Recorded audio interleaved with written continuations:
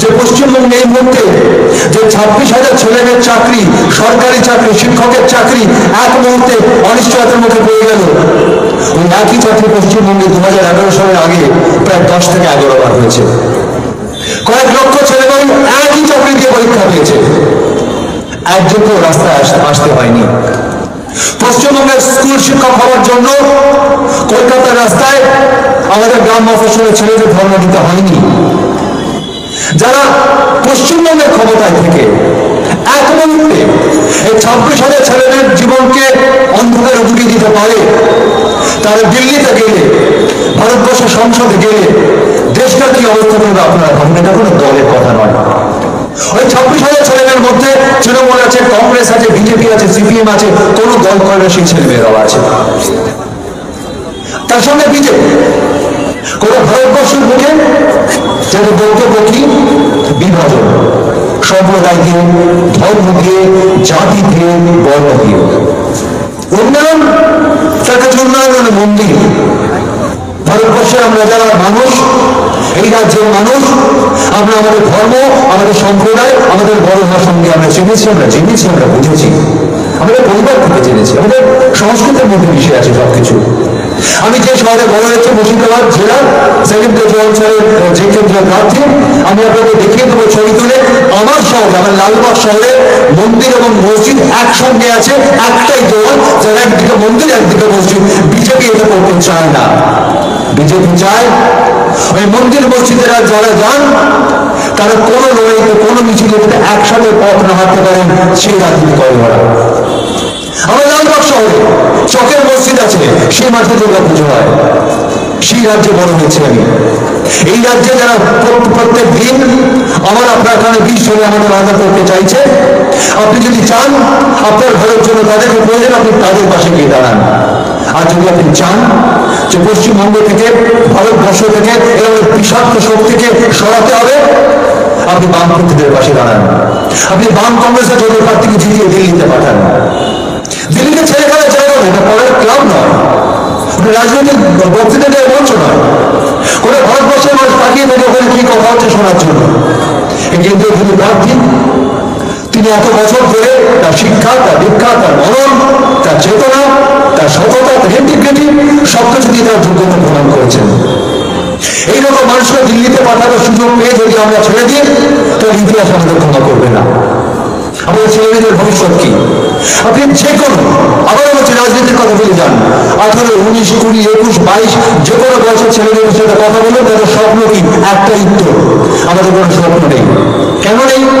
তার কারণ তাদের থেকে যারা 5-6 বছরের বড়, 8 বছরের বড়, 7 বছরের বড়, তাদের জীবনটা অন্ধকার ডুবে আছে, তাই তারা কি করে স্বপ্ন দেখবে? আপনি যদি চান আপনার ছেলেদের ভবিষ্যতে অন্ধকার ডুবিয়ে দিতে, আপনি তৃণমূলের পাশে যাবেন, বিজেপির পাশে যাবেন। আর যদি মনে করেন সংঘাতকে কাটিয়ে নতুন সূর্য আপনি কোথাতে হবে, আপনাকে বামপন্থীদের পাশে আসতেই হবে। রাজ্যের দিকে তাকান, হাজারে হাজারে লাখে লাখে নতুন বামপন্থী ছেলে পথে নেমেছে। এদের শিক্ষা আছে, দীক্ষা আছে, রুচি আছে, সব আছে। এদের চাইলে ভালো চাকরি বাতিল করে নিজের জীবন কাটাতে পারতো, করেনি। কেন করেনি? তারা আপনাদের পাশে দাঁড়িয়েছে, আপনাদের জন্য লড়াই করতে নেমেছে রাস্তায়। আমাদের দায়িত্ব এই শক্তিকে সামনে এগিয়ে দেওয়ার। এটা বাড়ি তৈরি করতে গেলে তার ভিত শক্ত করতে হয়। 2026-এ কি হবে তার ভিত হচ্ছে লোকসভা। সিদ্ধান্ত আপনাদের। এই রাজ্য থেকে, এই কেন্দ্র থেকে খুব বেশি দূরে নেই শিমুল কি হয়েছিল আপনারা জানেন। পশ্চিমবঙ্গ একমাত্র রাজ্য ভারতবর্ষ যেখানে একটা তৈরি হওয়া গোটা কারখানাকে ভেঙে গুঁড়িয়ে দেওয়া হয়। সেই ভেঙে গুঁড়িয়ে দেওয়ার কর্মকাণ্ডে তৃণমূল কংগ্রেসের সঙ্গে বিজেপি দলগত ছিল। তাদের নেতা নেত্রী সেদিন পশ্চিমবঙ্গে যাওয়া আসা করতেন। তারা আজকে বলছেন ভারতবর্ষকে একটা স্বনির্ভর দেশ হিসেবে গড়ে তুলবেন। কিসের ভিত্তিতে? ভারতবর্ষের দারিদ্র, বেকারত্ব, না খেয়ে থাকা মানুষের সংখ্যা, কর্মহীন মানুষের সংখ্যা প্রত্যেক দিন বাড়ছে। অর্থনীতির কথা গল্প শোনাচ্ছেন আমাদের। ভারতবর্ষ নাকি বিশ্বের 3য় অর্থনৈতিক শক্তি হবে। ভারতবর্ষের কটা মানুষ প্রত্যেকদিন দুবেলা খেতে পান জানেন? ভারতবর্ষের কটা মানুষ স্বাস্থ্যের সুযোগ পান জানেন?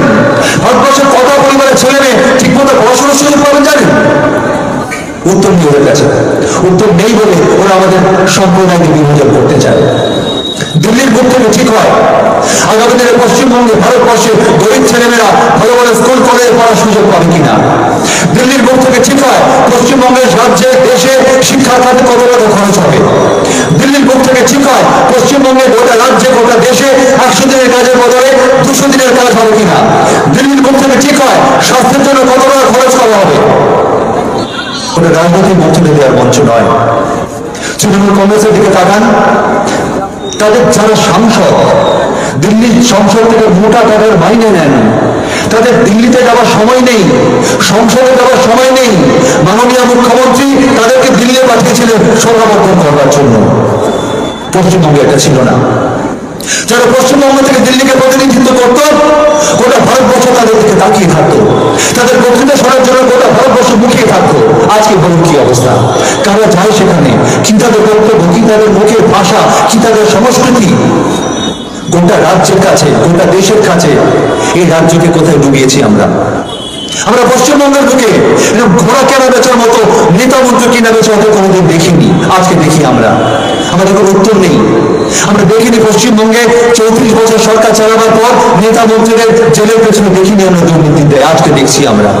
শিক্ষামন্ত্রী বলুন, খাদ্যমন্ত্রী বলুন, শিক্ষা দপ্তরের খাদ্য দপ্তরে বলুন, আমরা বলুন জেলের পেছনে। কেন জেলের পেছনে? কারা সরকার চালালো?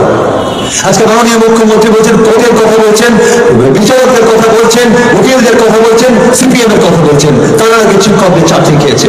মিথ্যে কথা বলছেন। আই রিপিট, মিথ্যে কথা বলছেন।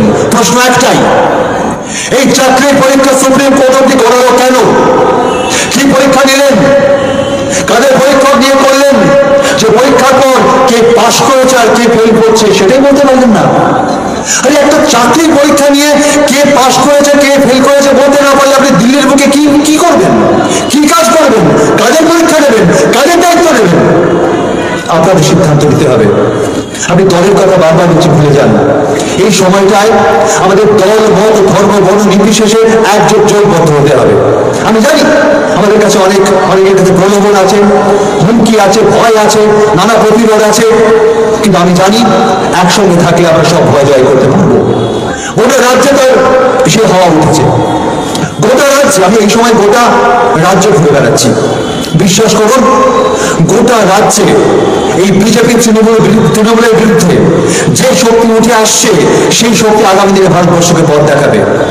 আজকে আমরা আমাদের কেন্দ্র থেকে প্রত্যেকে কেন্দ্র থেকে যোগ্য প্রার্থীদের দিল্লিতে না পাঠাতে পারলে আমাদের হাত কামড়াতে হবে। আজকে তৃণমূল কংগ্রেসের নেতা মন্ত্রীদের দিকে তাকান। পঞ্চায়েত বলুন, মিউনিসিপ্যালিটি বলুন, জেলা পরিষদ বলুন, রাজ্য বলুন, এই 10 বছর 11 বছরে 12 বছরে তারা যে পাহাড় প্রমাণ সম্পত্তি করেছে তার সিকিভাগ আপনাদের কাজ হয়েছে কিনা। বিজেপির দিকে তাকান।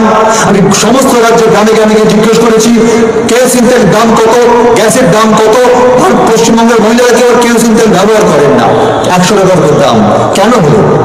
উত্তর নেই। উত্তর নেই বলে বিজেপি ধর্ম দিয়ে সম্প্রদায় দিয়ে আমাদের চুপ করে দিতে চায়, ভাগ করতে চায়। আমি শুধু বলবো, খোলা মনে ভাবুন কাকে ভোট দেবেন, কেন দেবেন, কাকে দেবেন না, কেন দেবেন না। গোটা পশ্চিমবঙ্গের বুকে সমস্ত গ্রামে সমস্ত মফস্বলে আর কিছু হোক না হোক একটা মদের দোকান তৈরি হয়েছে। ফাঁকা মাঠের মধ্যে টিম করছে আলো, একটা ঘর যে মদের দোকান। পশ্চিমবঙ্গের বুকে আজ ওষুধের দোকানের থেকে মদের দোকান বেশি হচ্ছে।